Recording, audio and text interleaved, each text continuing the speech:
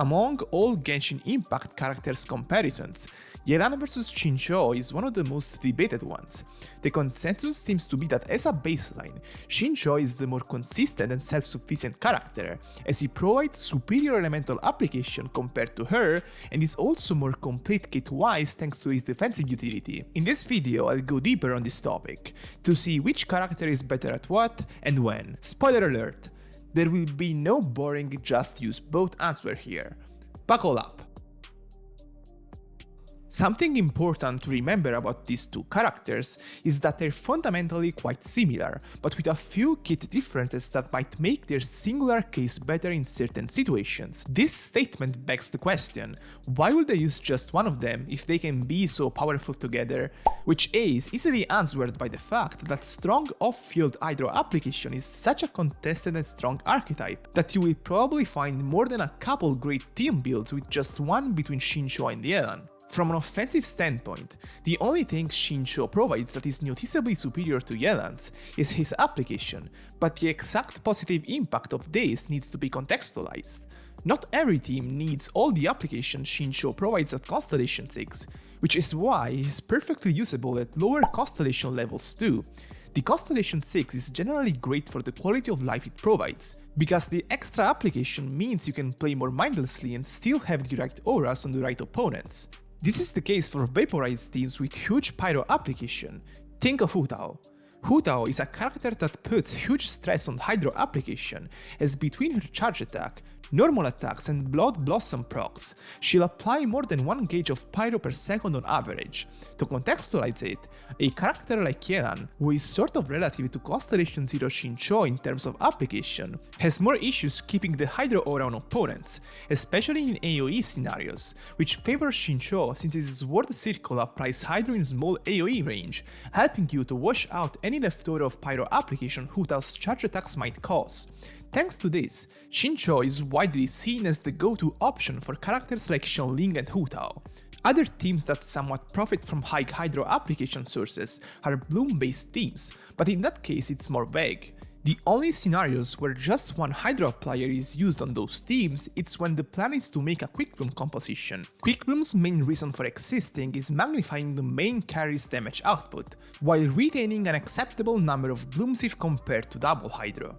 As a result, more hydro application means more blooms but less quicken, and conversely less hydro application will help you maintaining quicken for longer at the expense of 4 or 5 blooms. Generally, the second scenario is seen as an acceptable trade, because quicken related damage scales up better with investment, and since the main reason to play Quickbloom is to add a consistent main carry type of damage output source to the Hyperbloom composition, it kinda goes without saying that putting considerable investment on that character is a requirement for the composition to make sense.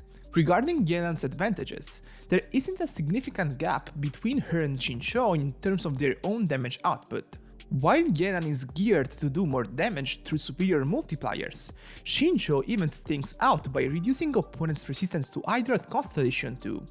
If there is another source of resistance reduction on the team, Yelan will generally do more damage, otherwise they're rather evenly matched. A big selling point for Yelan, however, is her Ascension 4 passive, which provides significant damage buffs for the active character and can also be snapshot by characters such as Xiangling. This opens up for higher ceiling level of play, for example Hu Tao teams with just Yelan as a hydro applier. While it's true that the latter isn't perfect in terms of hydro application for Hu Tao, there are ways to structure the rotation to make it more effective, and the result is a very specific Hu Tao hypercarry composition that works very well in single target situations, and can do pretty decently in AoE situations too if you use a character like Kazuha on the team. In general, Yelan's damage buffs also translate to higher efficiency for her as a flex slot for any team that has an active character with significant damage contribution. Think of characters like Yoimiya, Ito, Xiao, and Wanderer. Most of these characters don't necessarily need a Hydra on the team to function, but Yelan is so great as a general unit that she ends up being a premier option and considerably better than Xingqiu on the role. Going back to the Quickbloom teams I talked about before, Yelan's damage buffs are obviously relevant here as well, and her impact as a whole gets bigger the higher the investment is on your carry. Basically, Even if Yelan and Xingqiu Quickbloom teams are rather close at standard level of investment, Yelan teams will just benefit more from any type of artifact, signature weapon investment, or Constellation investment on your carry. Another one of Yelan's advantages is her weapon selection pool. In fact, she's lucky enough to have access to one of the strongest supportive weapons in the game, Elegy of the End, while also personally getting a lot of value from it thanks to its energy recharge buffing secondary stat. Of course, this is more of a premium kind of talk, as having Elegy is not a given, but it's an option Yelan has that Xingqiu doesn't. On elemental reaction based teams, which are the teams Xingqiu and Yelan are most commonly evenly matched, Elegy is generally enough to create a noticeable gap in her favor. To all of this offensive dominance, Xingqiu responds with his defensive utility, which increases the active character resistance to all damage by around 40%, and also increases his interruption resistance by a bit. This is certainly valuable and noticeable, also due to an Abyss context which is getting increasingly harder in terms of opponents' mechanics. Generally, however, I would say Xingqiu's defensive utility is not enough as the only defensive tool in very threatening scenarios, like the current Side 2 of the Abyss, which features the Kanki Gang, the annoying Eremites, Consecrated Beasts, and Kairagi. Basically, what I'm saying is that I personally believe the scenarios where Xingqiu's protection can be the difference between consistently staying alive and dying a lot quite rare.